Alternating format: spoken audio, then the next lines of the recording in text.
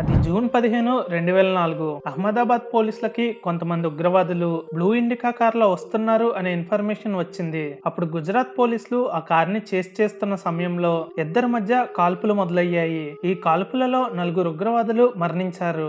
అయితే ఇక్కడి నుంచే అసలు స్టోరీ అనేది మొదలైంది. ఆ చనిపోయిన 4 ఎవరు? ఆ 4 ఉగ్రవాదుల్లో ఒక 19 ఏళ్ల అమ్మాయి కూడా ఉంది. ఆ అమ్మాయి పేరు ఇష్రత్ జహాన్. ఆ అమ్మాయి యొక్క అంత్యక్రియలకి కొన్ని వేల మంది ప్రజలు వచ్చారు. ఒక ఉగ్రవాది చనిపోతే వేల మంది ప్రజలు ఎందుకు వచ్చారు? కొన్ని రోజుల తర్వాత ఇదంతా ఒక ఫేక్ ఎన్కౌంటర్ అని తెలిసింది. మోడీ కావాలని వీళ్ళని చంపించారని కాంగ్రెస్, లేదు కాంగ్రెస్ ఉగ్రవాదుల్ని కాపాడుతుందని బీజేపీ దీనిని రాజకీయంగా ఎలా మార్చుకున్నారు? అసలు ఈ ఇష్రత్ జహాన్ ఎవరు? తనతో ఉన్న ఆ మిగిలిన 3 ఎవరు? వీళ్ళు నిజంగానే ఉగ్రవాదులా లేదా ఇదంతా ఒక ఫేక్ ఎన్కౌంటరా అనేది ఈ రోజు వీడియోలో చెప్పబోతున్నాను. ఇంకా లేట్ చేయకుండా వీడియోను మొదలు పెడదాం. 2004 ముంబైలో 19 ఏళ్ల ఇష్రత్ జహాన్ వాళ్ళ అమ్మగారైన షమీమా అలానే తన చెల్లెలతో ఉండేవాళ్ళు. వాళ్ళ ఫాదర్ చనిపోవడంతో ఇష్రత్ జహాన్ బిఎస్సి చదువుకుంటూ ఇంట్లో సపోర్ట్ చేయడానికి పిల్లలకి ట్యూషన్ కూడా చెప్పేది. అది 2004 సంవత్సరం. ఇష్రత్ జహాన్ వాళ్ళ అమ్మగారైన షమీమాకి ఒక ఫ్రెండ్ ఉండేవాళ్ళు. వాళ్ళ అమ్మాయి కూడా షమీమా వాళ్ళ పిల్లలతో చదువుకునేది. అయితే ఆమెకు ఒక అబ్బాయి కూడా ఉన్నాడు. తన పేరు రషీద్. ఈ రషీద్ ఒక రోజు ఇష్రత్ వాళ్ళ ఇంటికి వచ్చి తనకు జావేద్ అనే ఒక వ్యక్తి తెలుసని, తను పర్ఫ్యూమ్ బిజినెస్ చేస్తున్నాడని, జావేద్ బిజినెస్ కోసం సేల్స్ గర్ల్స్ ని వెతుకుతున్నాడని చెప్పాడు. ఎలాగో ఇష్రత్ కూడా కొంచెం డబ్బులు వచ్చే జాబ్ కోసం వెతుకుతుంది కనుక ఇష్రత్ కి హెల్ప్ అవుతుందని చెప్పాడు. ఇష్రత్ వాళ్ళ అమ్మగారు ఒప్పుకోవడంతో రషీద్ జావేద్ అనే వ్యక్తిని ఇష్రత్ మరియు వాళ్ళ అమ్మగారికి పరిచయం చేశాడు. జావేద్ ఇష్రత్ వాళ్ళ అమ్మగారికి ఏం చెప్పాడంటే ఇష్రత్ ని తన కూతుర్లా చూసుకుంటా అని, ఈ జాబ్ వల్ల తన స్టడీస్ ఎఫెక్ట్ అవ్వని చెప్పాడు. అయితే జాబ్ పర్పస్ మీద వేరే ఊరికి లేదా వేరే రాష్ట్రానికి వెళ్ళవలసి వస్తుందని చెప్పాడు. దానికి ఇష్రత్ వాళ్ళ అమ్మగారు కూడా ఒప్పుకున్నారు. అలా 3500 రూపాయలకి ఇష్రత్ జావేద్ దగ్గర ఉద్యోగానికి చేరింది. వర్క్ పర్పస్ మీద ఇష్రత్ 2 సార్లు అవుట్ ఆఫ్ స్టేషన్ కి కూడా వెళ్లి మళ్ళీ టైం కి తిరిగి ఇంటికి వచ్చేసేది. అది జూన్ 11, 2004 ఇష్రత్ వర్క్ పర్పస్ మీద మళ్ళీ బయటికి వెళ్ళింది. ఆ రోజు ఇష్రత్ వాళ్ళ అమ్మగారికి కాల్ చేసి తను నాసిక్ లో ఉన్నానని చెప్పింది. అదే ఇష్రత్ చేసిన లాస్ట్ కాల్. ఆ తర్వాత నుంచి ఇష్రత్ జహాన్ నుంచి వాళ్ళ అమ్మగారికి ఎలాంటి కాల్ రాలేదు. ఇది ఇలా ఉండగా ఫిబ్రవరి 2004లో జమ్మూ అండ్ కాశ్మీర్ లో ఎల్ఈటికి చెందిన ఒక ఉగ్రవాదిని ఇండియన్ ఆర్మీ ఎలిమినేట్ చేసింది. ఆ ఉగ్రవాది దగ్గర వాళ్ళకి ఒక లెటర్ దొరికింది. ఆ లెటర్ ని డీకోడ్ చేసిన ఇంటెలిజెన్స్ బ్యూరో గుజరాత్ ఇంటెలిజెన్స్ బ్యూరోకి కాల్ చేసి బీజేపీకి చెందిన టాప్ పొలిటీషియన్స్ అయిన నరేంద్ర మోడీని మరియు ఎల్కే అద్వానీని చంపడానికి ప్లాన్ చేస్తున్నారని చెప్పారు. జూన్ మొదటి వారంలో అహ్మదాబాద్ కమిషనర్ కి ఒక ఇన్ఫర్మేషన్ వచ్చింది. అదేమిటంటే 3 ఉగ్రవాదులు అహ్మదాబాద్ కి వస్తున్నారని, వాళ్ళు నరేంద్ర మోడీ మీద దాడి చేయడానికి వస్తున్నారని చెప్పారు. అది జూన్ 14, 2004 అహ్మదాబాద్ జాయింట్ కమిషనర్ అయిన పిపి పాండేకి రాత్రి ఒక కాల్ వచ్చింది. ఆ కాల్ లో వచ్చిన ఇన్ఫర్మేషన్ ప్రకారం పాకిస్తాన్ కి చెందిన కొంతమంది ఉగ్రవాదులు బ్లూ ఇండికా కార్ లో ముంబై నుంచి అహ్మదాబాద్ వస్తున్నారని, ఆ కారులో ఆయుధాలు కూడా ఉన్నాయని చెప్పారు. వాళ్ళు జూన్ 15కి అహ్మదాబాద్ చేరుకుంటారని కూడా చెప్పారు. అప్పటి అడిషనల్ కమిషనర్ డీజీ వంజారా 6 టీంలని ఏర్పాటు చేసి బ్లూ ఇండికా కార్ కోసం వెతకడం మొదలు పెట్టారు. ఉదయం 4 గంటల సమయంలో ఒక టీం పోలీసులకి ఆ కార్ కనిపించింది. అలా 2 పోలీస్ టీమ్స్ ఆ కార్ ని చేస్ చేయడం మొదలు పెట్టారు. అందులో ఒక పోలీస్ ఆఫీసర్ ఆ కార్ ఒక బ్యాక్ టైర్ ని షూట్ చేశారు. దీనితో కార్ రైట్ సైడ్ ఉన్న డివైడర్ కి గుద్దుకుంది. దీని గురించి గుర్తుంచుకోండి, వీడియోలో మళ్ళీ చెప్తాను. అప్పుడు ఆ కార్ లో ఉన్న ఉగ్రవాదులు కార్ నుంచి బయటకు వచ్చి పోలీసుల మీద కాల్పులు మొదలు పెట్టారు. దీంతో పోలీసులు కూడా రిటర్న్ కాల్పులు చేయడంతో ఆ 4 ఉగ్రవాదులు చనిపోయారు. ఆ 4 వ్యక్తుల పేర్లు ఇష్రత్ జహాన్, రెండో వాడు ఇష్రత్ కి ఉద్యోగం ఇచ్చిన జావేద్ మొహమ్మద్ గులాం షేక్, మూడో వాడు అజ్మద్ అలీ రానా, 4వ వాడు జిషాన్ జోహర్. ఇప్పటి వరకు నేను ఇష్రత్ జహాన్ కోసం మాత్రమే చెప్పాను. మిగిలిన ఆ 3 వ్యక్తులు ఎవరనేది వీడియోలో తర్వాత చెప్తాను. కార్ లో శాటిలైట్ ఫోన్స్, ఇంకా ఎక్స్ప్లోజివ్స్, అలానే 30 కొబ్బరి బోండాలు మరియు సల్ఫర్, ఇంకా 2 లక్షల రూపాయలు దొరికాయి.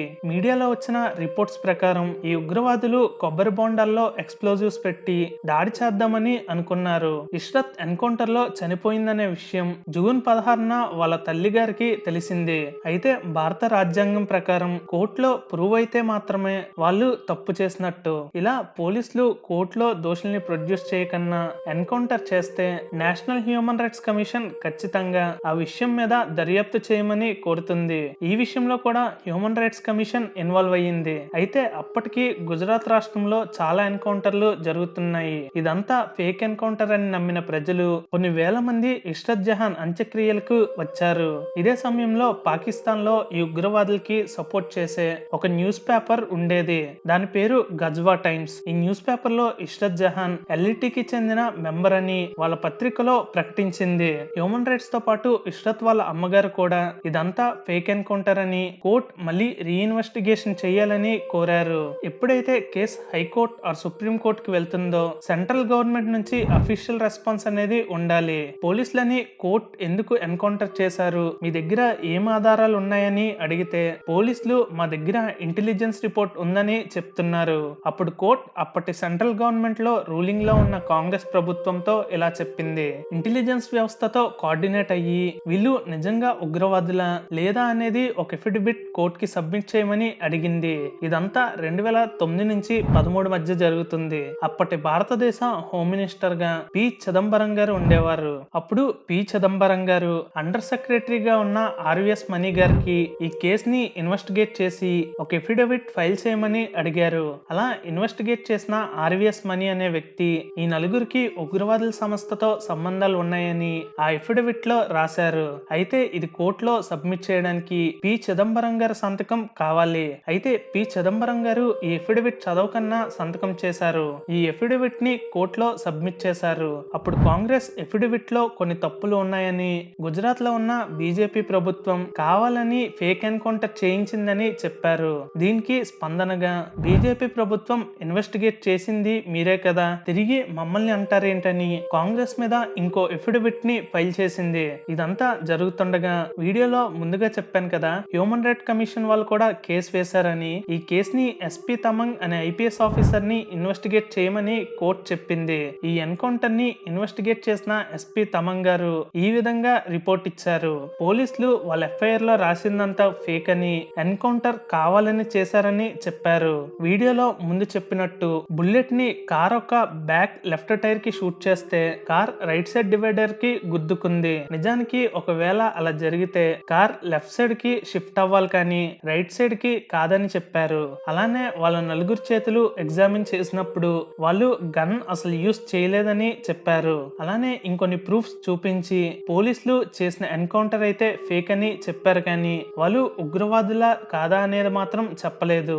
ఈ కేసు ఇలా జరుగుతుండగా 2008లో కొంతమంది తీవ్రవాదులు ముంబై మీద దాడి చేశారు. అదే 26/11 దాడి. దాని గురించి స్పెషల్ వీడియో మన ఛానల్లో ఆల్రెడీ చేశాను. అయితే ఈ 26/11 దాడులకి డేవిడ్ హెడ్లీ అనే ఒక అమెరికన్ ఉగ్రవాది సహాయం చేశాడు. 2009లో అమెరికాకి చెందిన FBI డేవిడ్ హెడ్లీని అరెస్ట్ చేసి ఇంట్రాగేట్ చేయడం మొదలు పెట్టారు. అమెరికాతో పాటు ఇండియాకి చెందిన NIA కూడా డేవిడ్ హెడ్లీని వీడియో కాల్లో ఇంట్రాగేట్ చేయగా David Headley Ishrat Jahan LET member అనే విషయాన్ని చెప్పాడు. కానీ కాంగ్రెస్ మళ్ళీ కోర్టుకి కొత్త ఎఫిడవిట్ ని సబ్మిట్ చేసింది. ఆ కొత్త ఎఫిడవిట్ లో ఇష్రత్ జహాన్ కి ఉగ్రవాదులతో ఉన్న సంబంధాలు ఉన్న విషయాన్ని పూర్తిగా తొలగించారు. ఆర్విఎస్ మణి గారిని కొట్టి తన చేత సెకండ్ ఎఫిడవిట్ లో ఇష్రత్ జహాన్ కి తీవ్రవాదులతో ఉన్న సంబంధాన్ని తీసి ఎఫిడవిట్ ని సబ్మిట్ చేయించారు. మరి రెండో అఫిడవిట్ దాఖలు చేయడానికి తనను బలవంతం చేశారన్న మణి వాదన ఏమనాలి? తనను చిత్రహింసలకు గురి చేసి అఫిడవిట్ రాయించారని, అందులో ఇష్రత్ తీవ్రవాద చరిత్రను పూర్తిగా చిదంబరమే చెరిపేశారన్న వాదనను ఎలా అర్థం చేసుకోవాలి? అందరూ ఇదంతా అప్పటి హోమ్ మినిస్టర్ అయిన పి చిదంబరం గారే చేయించారని ఆరోపించారు. ఇష్రత్ జహాన్ కేసులో అడ్డంగా బుక్ అయిన చిదంబరం ఇప్పుడేం చెప్తారు?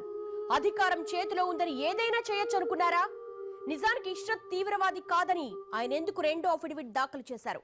తీవ్రవాదులకు చిదంబరం ఎందుకు సాయం చేశారు? టెర్రర్ గ్రూపులు చెప్పినట్లే నడుచుకుని బుక్ అయ్యారా? సోనియా మాటలకు కట్టుబడి మోడీని అప్పట్లో ఇరికిచ్చాలనుకున్నారా? ఇప్పుడేం జరగబోతోంది? ఇటు కాంగ్రెస్ ఏమో బీజేపీయే ఫేక్ ఎన్కౌంటర్ చేయించిందని అంటున్నారు. ఇంకోవైపు బీజేపీ ఏమో కాంగ్రెస్ వాళ్ళని కావాలని ఇరికిస్తున్నారని చెప్తున్నారు. ఇష్రత్ వాళ్ళ అమ్మగారేమో ఇష్రత్ జహాన్ ఉగ్రవాది కాదని అంటున్నారు. కోర్టు అప్పుడు 3 మెంబర్స్ తో ఒక కమిటీని వేసి అసలు ఏం జరిగిందో కనుక్కోమని చెప్పారు. కానీ ఎంత టైం గడుస్తున్నా ఎస్ఐటి నుంచి సరైన సమాధానం అనేది రావడం లేదు. దీనితో కోర్టు కేసుని సిబిఐకి ట్రాన్స్ఫర్ చేసింది. మొత్తం ఇన్వెస్టిగేషన్ చేసిన సిబిఐ కోర్టుకి ఏం చెప్పిందనేది ఇప్పుడు నేను చెప్తాను. నేను ఇప్పటి వరకు ఇష్రత్ జహాన్ కోసం మాత్రమే చెప్పాను, కానీ ఎక్కడ మిగిలిన 3 వ్యక్తుల కోసం చెప్పలేదు. అసలు మిగిలిన ఆ 3 వ్యక్తులు ఎవరో చూద్దాం. నెంబర్ 1 జావేద్ గులాం షేక్. ఇష్రత్ కి ఉద్యోగం ఇచ్చింది వీడే. నిజానికి వీడి అసలు పేరు ప్రణేష్ పిల్లై. కేరళలో పుట్టి బ్రతకడం కోసం ముంబైకి వెళ్లిన ప్రణయ్ అక్కడ సాజిదా అనే ముస్లిం అమ్మాయిని పెళ్లి చేసుకొని తన పేరుని జావేద్ గులాం షేక్ గా మార్చుకున్నాడు. ఎన్కౌంటర్ జరగక ముందు జావేద్ మీద ఫేక్ కరెన్సీ గ్రూప్ లో ఉన్నాడని కేసులు కూడా ఉండేవి. జావేద్ హిందూ పేరుతో ఒక పాస్పోర్ట్ ని, ముస్లిం పేరుతో ఇంకో పాస్పోర్ట్ ని మెయింటైన్ చేసేవాడు. 2003లో దుబాయ్ కి, 2004లో ఒమన్ కి వెళ్లిన జావేద్ అక్కడ ఉగ్రవాదులతో కలిసి రాడికలైజ్ అయ్యాడు. అలా తిరిగి ఇండియాకి వచ్చి ఇష్రత్ కి జాబ్ ఇచ్చాడు. బిజినెస్ పర్పస్ మీద ఇష్రత్ మరియు జావేద్లు బెంగళూరు, నాసిక్, లక్నోలకి వెళ్ళినప్పుడు ఇద్దరు ఫేక్ నేమ్లు పెట్టి హోటల్స్ తీసుకునే వాళ్ళు. ఇంకా మిగిలిన ఇద్దరు విషయానికి వస్తే జీషన్ జోహర్ కి జమ్మూ అండ్ కాశ్మీర్ లో ఉన్న ఉగ్రవాదులతో సంబంధాలు ఉండేవి. అలానే అజ్మద్ అలీ రానా చాలా సార్లు జావేద్ ని ఒమన్ లో కలిశాడు. ఒమన్ లో జావేద్ మరియు అజ్మద్ అలీ కలిసి ముజామిల్ షేక్ అనే ఒక ఎల్ఈటి ఉగ్రవాదితో కలిసి ప్లానింగ్ చేశారు. జావేద్ తిరిగి ఇండియాకి వచ్చాక స్లీపర్ సెల్ సహాయంతో ముజామిల్ జావేద్ కి ఒక శాటిలైట్ ఫోన్ ని మరియు డబ్బుల్ని అందించాడు. అలానే ముజామిల్ సహాయంతో 13 మంది ఉగ్రవాదుల్ని సీక్రెట్ గా భారతదేశంలో ఉన్న కాశ్మీర్ లోకి తీసుకొని వచ్చాడు. అలా వచ్చిన వాళ్ళలో జీషన్ జోహర్ కూడా ఉన్నాడు. వీడియోలో ముందుగా చెప్పినట్టు జమ్మూ అండ్ కాశ్మీర్ లో ఒక ఉగ్రవాదిని ఎలిమినేట్ చేస్తే వాళ్ళకి ఒక లెటర్ దొరికిందని చెప్పాను కదా. ఆ లెటర్ లో ఏముందంటే 2004 ఎలక్షన్స్ లో బీజేపీ గాని గెలిస్తే నరేంద్ర మోడీ మరియు బీజేపీ లీడర్ అయిన ఎల్కే అద్వానీ కలిసి జగన్నాథ్ రథయాత్రకి వస్తారని, అక్కడ వాళ్ళిద్దరిని ఎలిమినేట్ చేయాలని అనుకున్నారు. అలానే ఆ 13 మంది ఉగ్రవాదుల ఒక డీటెయిల్స్ కూడా ఆ లెటర్ లో ఉన్నాయి. అంటే జీషన్ ఒక పూర్తి ఇన్ఫర్మేషన్ ఇంటెలిజెన్స్ దగ్గర ఉంది.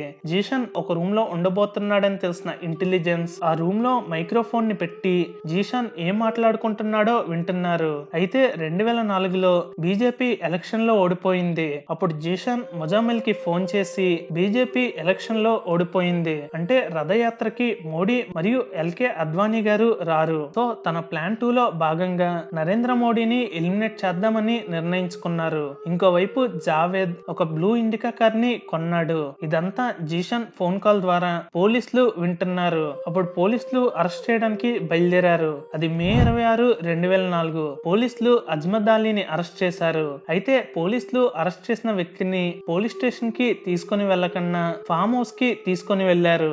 నెక్స్ట్ పోలీసులు జావేద్ మరియు ఇష్రత్ కోసం వెతకడం మొదలు పెట్టారు. వీళ్ళిద్దరూ బ్లూ ఇండికా కార్ మీద అహ్మదాబాద్ కి వస్తున్నారు అనే విషయం తెలిసింది. జూన్ 12, 13 సమయంలో పోలీసులు జావేద్ మరియు ఇష్రత్ లను బెదిరించి వాళ్ళని రెండో ఫామ్ హౌస్ కి తీసుకొని వెళ్లారు. తర్వాత 4వ వాడైన జీషన్ ని అరెస్ట్ చేసి ఇష్రత్ వాళ్ళు ఉన్న ఫామ్ హౌస్ కి తీసుకొని వచ్చారు. ఫైనల్ గా వీళ్ళని ఎన్కౌంటర్ చేయాలని నిర్ణయించుకున్నారు. పోలీసులు ఎఫ్ఐఆర్ ని ఎన్కౌంటర్ కు ముందే రాసుకున్నారు.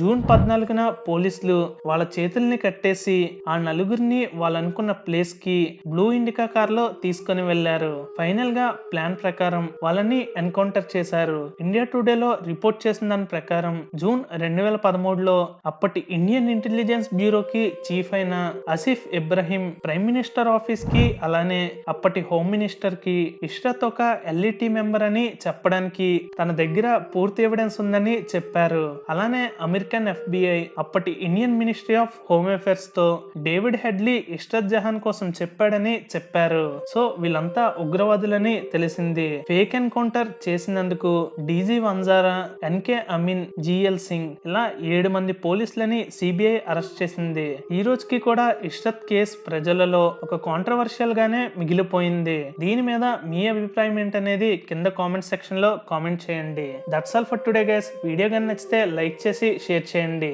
ఛానల్ ఒక కంటెంట్ నచ్చితేనే ఛానల్ ని సబ్స్క్రైబ్ చేసుకోండి.